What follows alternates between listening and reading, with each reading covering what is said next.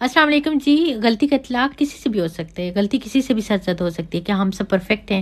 اگر بلاول بھٹو صاحب جو ہیں فمبل ہو گئے تو فمبل کوئی بھی ہو سکتا ہے.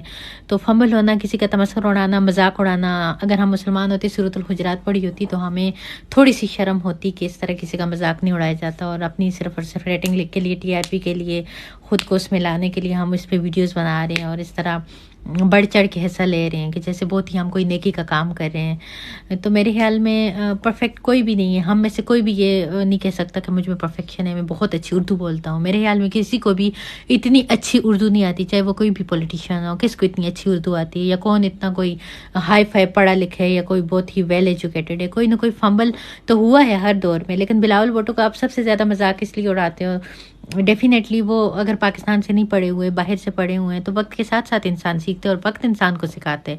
تو میرے خیال میں ان کی اردو تو میری نظر میں سب سے یونیک ہے, ڈفرینٹ سٹائل ہے, اتنا اچھا بولتے ہیں. تو ہمیں خوشی ہونی چاہیے کہ اتنا ینگ, اتنا خوبصورت نوجوان آگے آ رہے جو کہ ہمارا نیکسٹ پرائم منسٹر ہوگا, اور انشاءاللہ ہوگا. بجائے اس کے کہ ہم یہاں پہ آ کے مطلب پارٹی بازی کر کے اور اس طرح کے اس نے یہ بول دیا کہ کام پہ ٹانگ رہی ہیں, یا ٹانگیں مطلب ایک ہی آپ کو سمجھ تو آ گیا تھا نا کہ کیا مطلب تھوڑا سا فمبل ہو گئے تو اس میں کوئی اتنی بڑی بات نہیں ہے.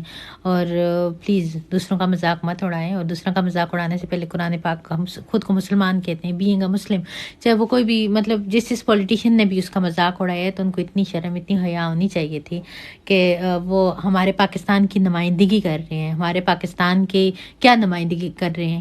اس پاکستان میں کون سے نوجوان جو ہے تو ترقی اور خوشحالی کی راہوں پہ گامزن ہوں گے, جس کے اتنے اعلیٰ عہدیدار چلیں اتنی اعلیٰ سیٹوں پہ بیٹھے ہوئے اس بات کا مذاق اڑا رہے ہیں. تو میرے خیال میں سورۃ الحجرات پڑھی ہو, اور اسلامی ریپبلک پاکستان ہم کہتے ہیں کہ اس میں پاکستانی قانون کو لے کے آئیں گے, پاکستانی قانون نافذ ہوگا.